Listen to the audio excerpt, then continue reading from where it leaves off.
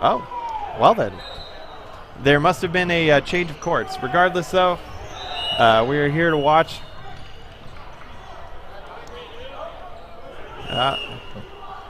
Looks like they're redoing the opening rush. Not sure what happened there. Somebody may have jumped the gun and didn't get caught. I believe he believed that he got a false start. Oh, I think he heard the whistle from another game and then false started. That happens, especially right at the start where everybody's whistling at the same time. And 5 whistles going off at once is... Yep. All right, now they have a legitimate false start. All right. We'll get there. We'll start this game eventually. And thanks to the court manager for resetting that ball there. Passes it off. That was a nice quick opening rush. Oh, man, look at these fakes. That is what I love to see from number 2. You said it's a Quebecois team, right? Exactly. Quebecois teams get their numbers read out in their own language. Coming up, they're resetting here. Everybody's gathering together. They're choosing a target. Based on what I'm seeing, it looks like the centers are going to throw, and that's generally how it's played. Usually want to keep your guards, or also known as your wingers, loaded, and then you let your centers throw. Looks like these games are going to be very offensive played. Yeah, 13 was all over the line there, but nobody caught it. There we go, 92. Sorry, 92. Oh no! And it was a double hit, but then somebody nailed 24 anyway. But in the end, both teams are left with 2 players. Yeah, that's an interesting thing that you can see, especially in this division, is oftentimes you'll just see an explosion of action, very little discipline, quick reset, everybody figures out what the heck is going on, and then right back into it. Just looked like everybody countered everybody. Exactly. One person releases and then everybody throws. That being said, what I was saying about discipline, that's not necessarily a bad thing to play with low discipline. If you got a shot and you know you can take it and you've practiced with your team and they trust you to take those shots, oh wow, that guy looks like he thought it just went over, but walked off with a little bit of a limp there. All right, referees resetting the balls and everything. Looks like the team is discussing who should be in next. Now, like I was saying before, teams that have really, really practiced together have a lot of synergy. They can trust their players to take shots that aren't necessarily part of the regular meta game, right? So, while maybe the meta is the center's throw, and Dude gets knocked out, then, you know, you got a shot and you take it, you're told to do it. It's not such a big deal about ball control when there's no walls, because you're not going to get the ball back regardless, right? So as soon as somebody throws, that ball's yours again. The only way you're getting that ball back is if you hit a player dead on in the chest. Yeah, pretty much. Or if they block the ball and send it back. That is true. All right. And we got 4 players coming up. They throw from the center again. Great block from 5-on-5. I just realized that 5-on-5 also sounds like saying 5-on-5 in French. Yeah. Yeah. I think next time we reach 5-on-5, that's what we're going to call it. Oh, yeah, look at that. Champlain moving up. The guards on this side, there's been some great tension between them, which is perfect. You want to see that, right? You want to see somebody being just testing your opponent, testing to see, are they going to throw? Can I make them throw? Can I prevent them from throwing? That's what the fakes are all about. Trying to see how aggressive they're going to be. Exactly. Especially early in the rounds. Gervais talking to everyone. Looks like he's calling the shots. And a nice throw there. Something interesting I want to mention is that we asked all the players to mention who their rival is. And it says a lot about the community of dodgeball players that they pretty much all said they don't have rivals and that they like everyone. It's just... And that is probably all a lie. It's just they have too much rivals to fit on a paper. There's just so much congeniality, what can I say? Everyone is just so friendly. And even the people who aren't friendly, at least they pretend to be. That's what being Canadian is all about. Exactly. All right, I got set over there. Getting into a real battle with Oikle. All right. Oh, calling a shot. Oh, and he hits 24. Right on the back. Yeah, nice topspin on that to drop that ball right on top of him. Topspin is also a great way to put a ball past a blocker, right? If you can make it sink a little bit. That's something that a lot of the Winnipeg men's teams have been playing with recently. At least one of them. Oh, nice cross. Oh, that looked like a dirty block. Hard to tell. All right. Captain 14 is moving up. If only French had a word for 90. I did not know that. Well, 90, right? 4 times 20 plus 10. Huh. I'm just going to assume that that makes French kids better at math. Because you're just constantly doing math just to talk about it. Oh. I've also heard that languages outside of English that have... You know, in English we say like 110 or 10,000, right? You know, 10 times 1,000. Languages that have a specific word for that apparently make it easier to do more complex math because you don't have to think so much about the words you're saying. You just have that concept in your brain. It's not 10,000, it's just that number. But enough about math. The more you know. Exactly. We're back into the round. Everybody's foot on the back line. Looks like they've moved Oikle to the left guard position. I guess he wasn't having a lot of success guarding against Champlain. Or maybe he was having great success and wants to guard against someone else. Change it up. Oh, referee stopping play. Looks like the ball was not active. All right, so what we're seeing right now is interaction with the referee. Now, the best thing here is that the captain is the one doing it. Yep. So they're discussing right now with the player. Now, the other player should not be talking to the captain. No, it should all be up to the captain. unless the referees address them directly. That's when problems arise. Exactly. That's why we have captains and coaches, so that they can keep a cool head, hopefully, and be the one who interacts with the referees. Now, that's another thing to mention about the captain as well. Being captain of a team doesn't necessarily mean you're the best player on the team. It means that you're the most politically astute. You are better at talking to people, keeping a level head, using the correct language, being respectful. It's a very, very important set of skills for at least one player on the team to have. Especially in sports where things can get so heated. It's very important that somebody is able to keep a cool head. And he's telling the ball shagger to move up. They don't like that ball. Oh, it looked like this was just an extra ball. Oh, that makes sense. Well, in that case, great court awareness from 5-5. He recognized that there was too many balls in the heat of the match with no stoppage of play. That's keeping track of a lot of things, right? So, because you're not just yourself to keep track of, but also your teammates and the other players on the other team. Oh, and a ball gets knocked in. All right. And 22 just taking a shot. Some good work from that shagger there from Chimera.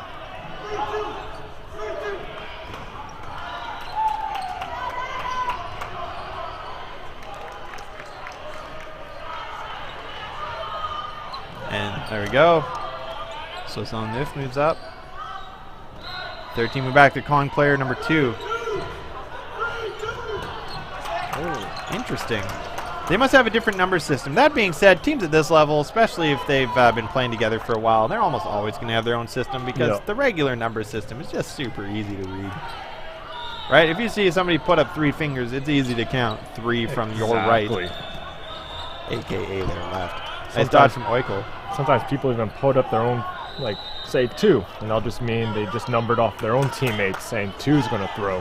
That's right. There are some teams that will call out both the players and the throwers. So, for example, you might hear something like 2-1, and that could mean Oh, play is stopped. Player number 2, throw it number 1. All right, reset and halftime.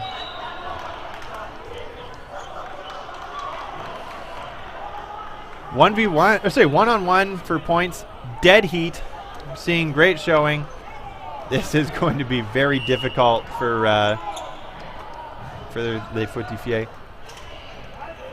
Look at that, though. Ooh, nice. Good honesty. Right off the bottom of his shoes, I presume. Most of us don't have nerve endings in our shoes, so it can be really tough to tell. Sometimes all you can tell is just the sound of it. Absolutely. Sometimes you can just feel that ball as it grazes your shoes and destroys your feelings about that round. Yep. So, seeing a really good sportsmanship here, some friendly pats on the back from both teams. I imagine these teams know each other. Nova Scotia has been on the scene for quite a while. Quebec as well.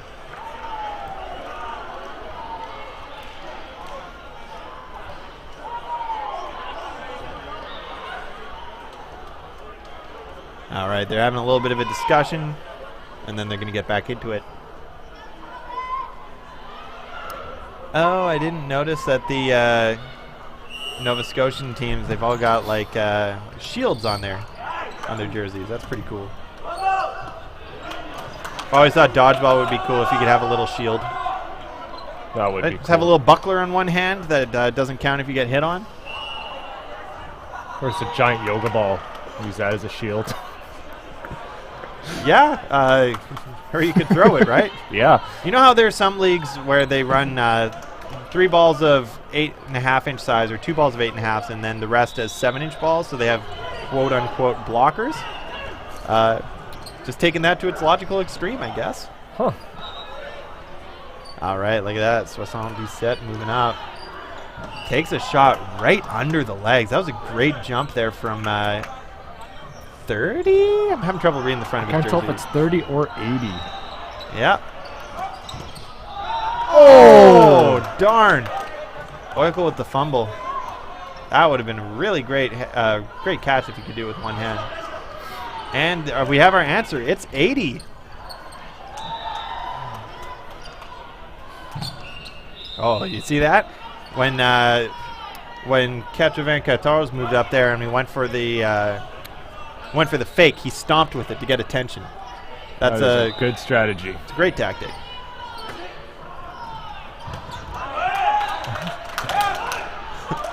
And that ball got airborne. Got our court manager getting those spare zip ties off there. We have the nets held up on the back with zip ties at the moment, so we've got lots of spares around every court. Big thanks to our referee Jordan Ansu for picking up 1,000 extra heavy-duty zip ties last night. The original ones that we brought out there just weren't holding up. The game is now 2-2. Teams seem pretty well balanced. Absolutely. Finally, we've got a good competition between 2 evenly matched teams. It seems like in the other matches, no matter how it started off, one team just took a big lead. Oh, yeah. Bet you this is going to get down to a sudden death. All games will get to sudden death. I feel like it'll get down to a sudden death victory.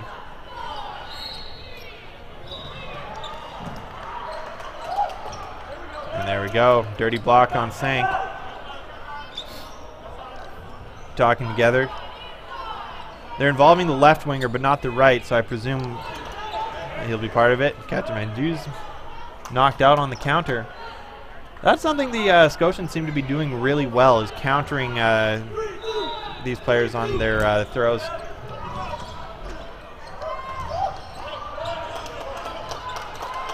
And messed up the shag in there, but that's all right.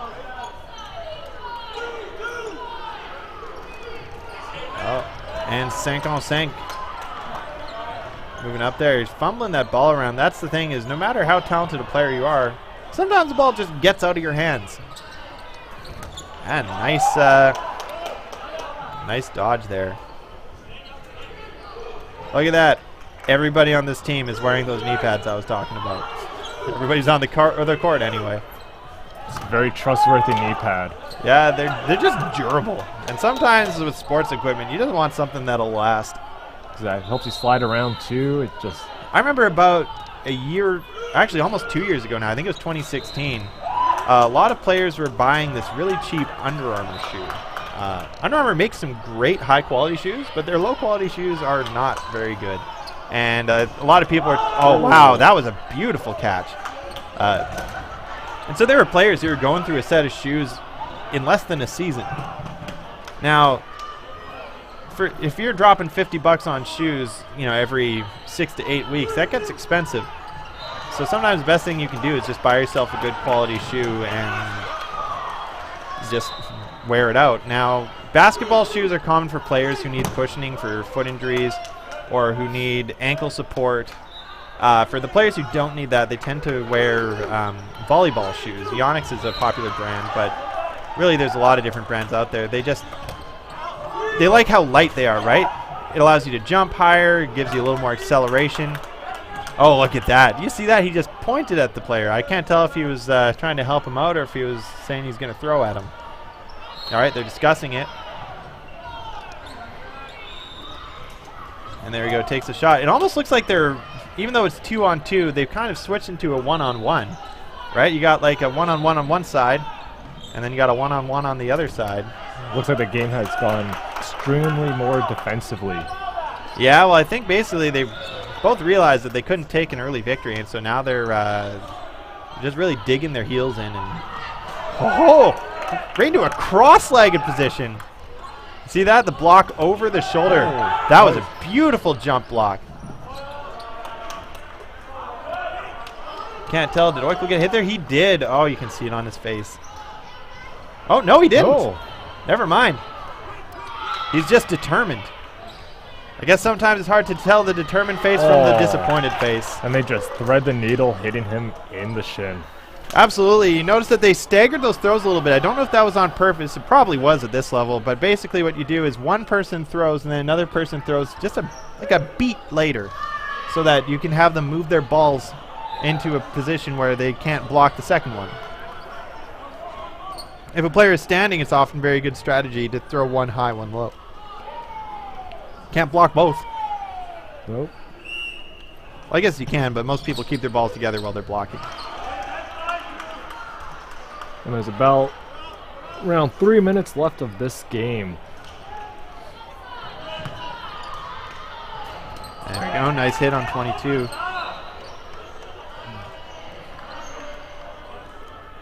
I think I just heard them call 5 minutes over the PA system.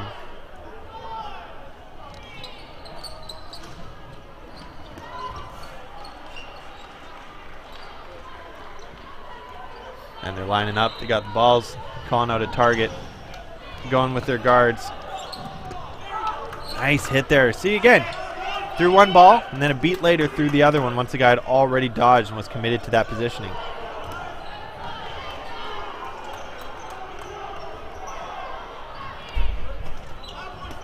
Oh, darn. Doesn't get the catch because they hit him on the knee. Not much you can do about that. There we go. We got 4 balls. They're talking to their respective guards.